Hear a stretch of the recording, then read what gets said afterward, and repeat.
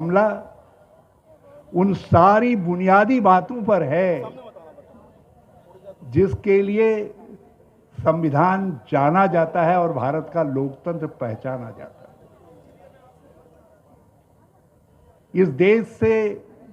इस देश को सहिष्णुता के लिए, शांति के लिए, भाईचारे के लिए जाना जाता है और बाबा साहब अंबेडकर का संविधान उसकी गारंटी देता है मूल अधिकारों के रूप में। आज सहिष्णुता की हत्या हो रही है, शांति, आज भाईचारा जाति सांप्रदायिक हिंसा में बदल रहा है, विद्वेष में बदल रहा है। सत्ता विद्वेष को हवा देने का काम कर रही है। संविधान जिन संस्थाओं को खड़ा कर अपने नागरिकों की सुरक्षा करता है, उनकी सेवा करता है, देश को आगे बढ़ाता है, देश को मजबूत करता है, एक एक कर उन संस्थाओं को नष्ट किया जा रहा है, उनको बर्बाद किया जा रहा है, जिसमें हमारे सारे स्तंभ, जो भारतीय संविधान के चारों स्तंभ हैं, जिसमें विधायिका भी है, कार्यपालिका भी है, सरकार, जिसमें न्यायपालिका भी है, जिसमें मीडिया भी है, सबको गुलाम बनाया जा रहा है।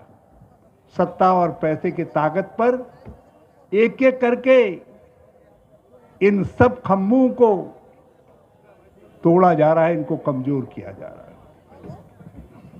आरक्षण, जिन लोगों के हाथ में सत्ता है, उनको कभी नहीं भाया, उनको तो ये कभी नहीं भाया कि दलितों के लिए, कमजोरों के लिए, शोषित और पीड़ितों के लिए लड़ने वाला डॉक्टर भीमराव अंबेडकर भारत के संविधान लिखने वाली कमेटी का अध्यक्ष बने, ये उनको कभी नहीं भाया। ये वो ताकतें हैं जिन्होंने उस संविधान को कभी हृदय से नहीं माना। हाँ, उसका फायदा उठाकर सत्ता के शीर्ष तक पहुंचे हैं।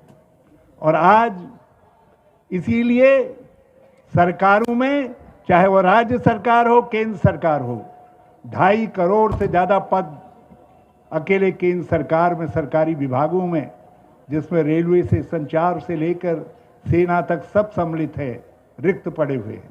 जब पद नहीं भरे जाएंगे तो जो संविधान कहता है कि तुमको आरक्षण मिलेगा, कमजोर को मिलेगा, दलित को मिलेगा, जनजाति को मिलेगा, पिछड़े वर्ग को मिलेगा, वो कहाँ से मिल पाएगा। और यदि पब्लिक सेक्टर्स में मिलता, जो इंस्टीट्यूशन ऑफ पब्लिक सेक्टर खड़ा किया गया, नेहरू ने खड़ा किया, तो उस पब्लिक सेक्टर को भी अब बड़े बड़े पूंजीपतियों के हाथों में बेचा जा रहा है, जिसमें अंबानी हो, अडानी हो और बड़े बड़े पैसे वाले हों, एक एक करके उनके हाथ में बेचा जा रहा है। क्या वो आपको, हमको आरक्षण देंगे?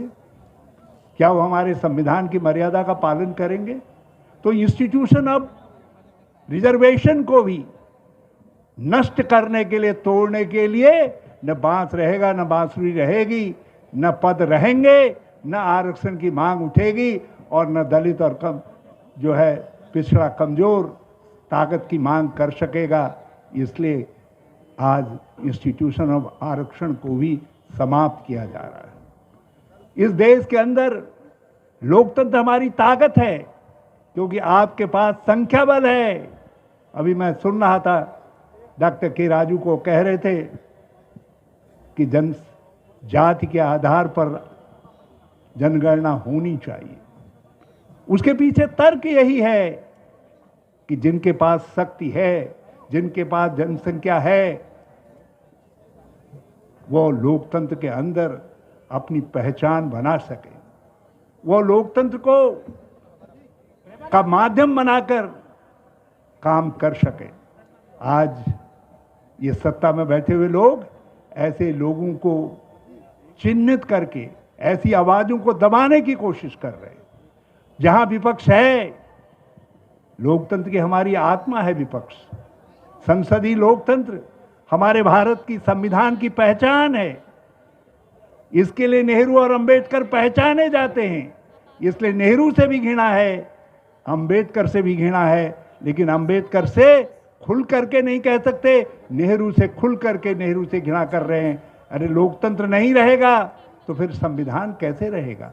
जब और लोकतंत्र रहेगा कहां से? जब विपक्ष की आवाजें दबा दी जाएंगी, उनको एक चुन चुन करके उनको कमजोर कर दिया जाएगा, और संस्थाओं को जो लोकतंत्र की रक्षा के लिए बनी हैं उनको कैप्टिव बना दिया जाएगा, उनको अपने हाथों की कठपुतली बना दिया जाएगा। तो न गांधी रहेंगे, न नेहरू रहेंगे, न अंबेडकर रहेंगे, और यहां रहेंगे तो केवल एक व्यक्ति रहेगा, क्योंकि जिसके हाथ में सत्ता है वो व्यक्ति अक्षुण्ण बनना चाहते हैं। जिस तरीके से चीन में उनके दोस्त सारी ताकत लेकर के एक अकेले बैठ गए हैं, उसी तरीके से यहां से भी सारी ताकत को अपने हाथ में लेकर के बैठना चाहते हैं। हमारे आपके पास अवसर है 2024 का। मैं तो बधाई देता हूं राहुल गांधी जी को। उनकी तपस्या ही है। 7 दिसंबर को 3 महीने हो जाएंगे। कोई कल्पना कर सकता है लगातार इतनी पदयात्रा करने की, इतनी चलने की? उस तपस्या के आलोक से भारत में एक परिवर्तन आ रहा है। इस परिवर्तन को गति देने के लिए जो आज मांग उठी है, मैं डॉक्टर उदित राज को बहुत बधाई देता हूं, आप सबको बहुत बधाई देता हूं। आपने कहा जिंदाबाद जिंदाबाद। जो संसद भवन है नया, यदि ये वास्तविक अर्थों में जनता का संसद भवन है, तो फिर इसका नाम बाबा साहब अंबेडकर के नाम पर होना चाहिए। ये शुरुआत होगी 2024 के लिए। आपको, हमको, सबको एकजुट होकर के आवाज उठानी है। मैं तो घर पर बैठा हुआ था, 2-3 नौजवान आए और उस समय तक उन्होंने उदित राज जी का नाम भी नहीं लिया था। जब उन्होंने कहा कि आप जरा सा हमारी मदद करिए और हम दिल्ली जाना चाहते हैं, वहां हमारा प्रदर्शन है और हम ये मांग करने जा रहे हैं कि नया संसद भवन डॉक्टर भीमराव अंबेडकर के नाम पर हो, तो मैंने 1 मिनट उनको देखा और दूसरे मिनट उनसे मैंने कहा जो भी मदद हमसे संभव है हम पूरी मदद करेंगे। उन्होंने कहा हमारे साथ डॉक्टर उदित राज हैं। मैंने कहा फिर उदित राज हैं तो फिर ये लड़ाई अब मुकाम तक पहुंचे बिना नहीं मानेगी। तो आज आप सबको ये संकल्प लेना चाहिए।